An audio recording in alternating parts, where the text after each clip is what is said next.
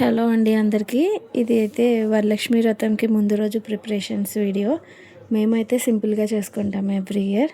Afternoon lunch complete చేసేసి first silver articles అయితే clean చేయడం స్టార్ట్ చేశాను. సిల్వర్ ఆర్టికల్స్ యూస్ చేసినప్పుడు బాగానే ఉంటుంది, కానీ వాటిని క్లీన్ చేయడానికి మాత్రం చాలా టైం పడుతుంది. సో అందుకనే క్లీన్ చేసేసి ముందునే అట్లా అరేంజ్ చేసుకుని ఉంచుకున్నాను నెక్స్ట్ డే పూజ కోసం. ఎవ్రీ ఇయర్ వరలక్ష్మి వ్రతం కోసం నేను ఒక్క సిల్వర్ ఆర్టికల్ అయినా తీసుకుంటాను. సో మమ్మీ అయితే నెక్స్ట్ డే కోసం పూజ కోసం బొందులు, తోరణాలు అవన్నీ పోసేసి ఉంచుతుంది. ఎందుకంటే నెక్స్ట్ డే ఈజీగా ఉంటుంది కదా, పసుపు రాసుకుని మనం రూపు అది కట్టుకోవడానికి ఈజీగా ఉంటుంది. అలానే పూజ అంటే ఫస్ట్ మనకి గుమ్మానికి మామిడాకులు తోరణాలు కంపల్సరీ. సో ఇంటి చుట్టూ మామిడాకులే.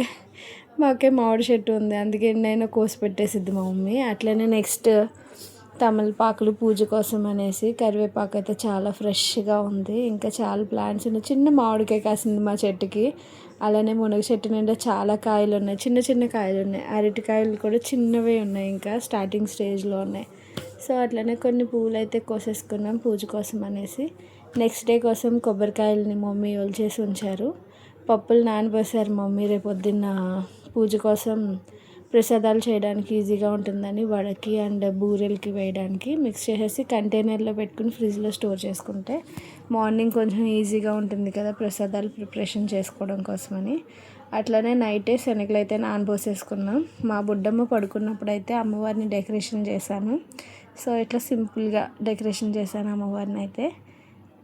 నచ్చితే లైక్ చేయండి, సబ్స్క్రైబ్ చేయండి.